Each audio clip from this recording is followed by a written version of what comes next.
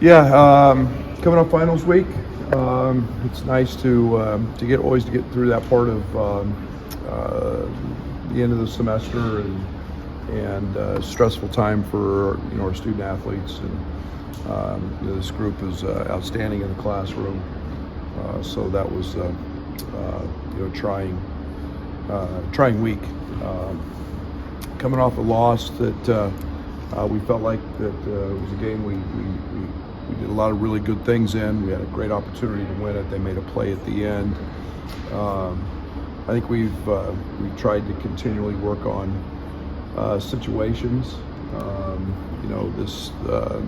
In these 5 or 6 practices we've had. So thought we did a lot of great things. That's the #1 defense in the country. I think we forced them into playing a way that, even on that side of things, that they had not done because of all of our ball screens and our efficiency on that end. They went to a lot of 5-way switching, but I thought defensively we were really good. Obviously,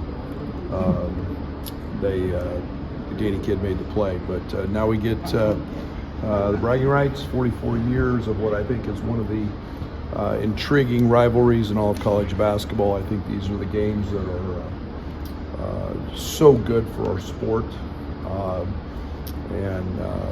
obviously so much respect for Dennis and the job he's done, the history of the program going back to Norm Stewart and my days as a player in the Big 8, playing Mizzou. So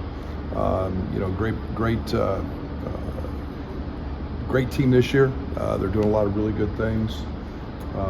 They're a very, very deep team, playing 13 guys, which makes them very challenging to prepare for. Playing a lot of different defenses, as Dennis has always done. They play extremely hard. They're very efficient in transition. They're just deceivingly, everybody looks at their free throw rate and knows they're #1 in the country, getting to the foul line. But beyond that, they're a very good three-point shooting team. So, we've got our hands full against a good team that obviously has beaten Kansas at home, and we'll have to be very good to beat them. I'm curious, big picture, how do rivalries like this kind of hold up in the day of portal and player movement when you have 2 scholarship guys who even want part of this? It's different for them. It's great for the fans. It's a different type.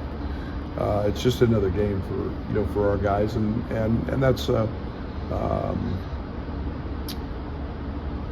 until you live through that, you truly don't understand it. But the uniqueness of it, we've talked about it. 11,000 of theirs, 11,000 of ours, the gold and black and the orange and blue, and what that's truly like, because it is so different. It's probably the only time this year that we see that split. So, but it's good for basketball because it keeps interest high. And for us, it's another game against a great opponent. We've seen a lot of those this year, and we'll have to treat this one no different than any other. You mentioned the late game situations. Do you feel your guys were able to kind of move on quickly from kind of a heartbreaking loss last Sunday and turn that into kind of determination to get better? Yeah, kids are pretty resilient, and like I said, you do 2 things from losses: you learn or you accept. And this group's very competitive, and I think it's one of the challenges with a lot of new guys is understanding late game situations. And we're 9 or 10 games into a season, and you've still got to continue to work on your base and your fundamentals, and sometimes those situations aren't quite where you need them, and now with this break, we've had a good opportunity to work on some of those and talk through those and keep guys thinking and understanding. And it's part of the challenge of a new group. Were late game situations a big kind of learning lesson from that Tennessee, or is there something else that No, I think we were really, really good throughout. Defensively, we were exceptional. I thought offensively, we did a lot of things to stress them. And again, that's the #1 defense. I think we've seen 3 or 4 top 10 teams defensively. and then we've seen the Oakland zone. So, I think we've been stressed in a lot of ways offensively that we've handled pretty well. So I feel great about that. I think you obviously have a sideline out of bounds play we didn't execute. We didn't cut off them very hard. Tommy didn't reach to catch it. KJ actually threw a pretty good pass, and you got to execute those situations. Not a time to be complacent, and then we just talked through a couple late game defensive lapses, just lost focus, but that's all part of it, and we're not going to jump off the cliff in December with those situations. We've got to continue to grow and be really positive, because we did a lot of good things against a great team. What do you maybe like to get accomplished this time of year when you've got more time in here that's not game prep and we've got 5 or 6 days? It's our time. Never in my history as a head coach have we not gotten better a semester. This semester break, when the academic focus is not there, guys getting in the gym, guys get extra free throws, they get extra shooting. You can bring them in twice. You can have spend a little more time adding and dummying stuff, so it sets in. Things become habit at this time of year, and guys love it because it's a time for them to keep adding to their arsenal and individual workouts. So it's been a huge and very important time for us. And along those lines, you guys have used this December time as coaches to kind of tinker with things. We saw it after Marquette, and Zoo's been kind of a point there. Is that something you guys have talked through and identified things you'd like to tinker with? A good amount, yeah, a good amount. I think you use the non-league and the competition we played against to figure out what works and what doesn't, what lineups work and what doesn't, and find out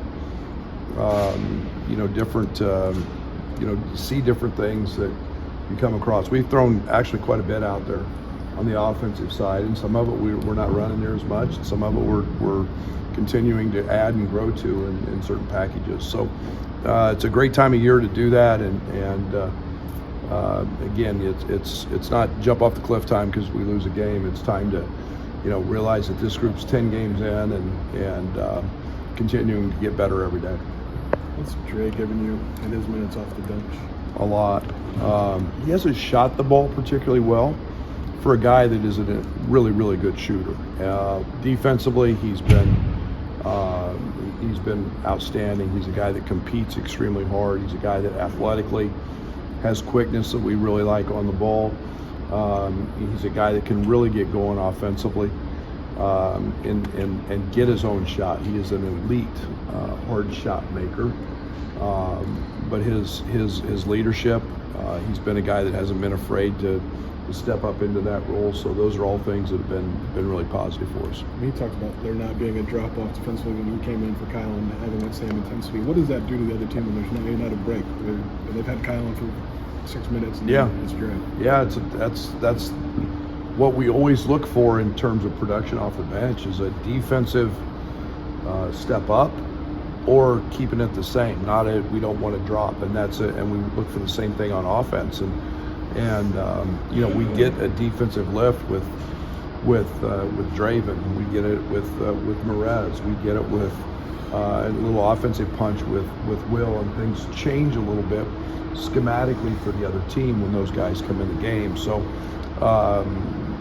having that consistent presence on the ball is what Draven gives us, and he's a tough little sucker to get away from and separate from. Where are you guys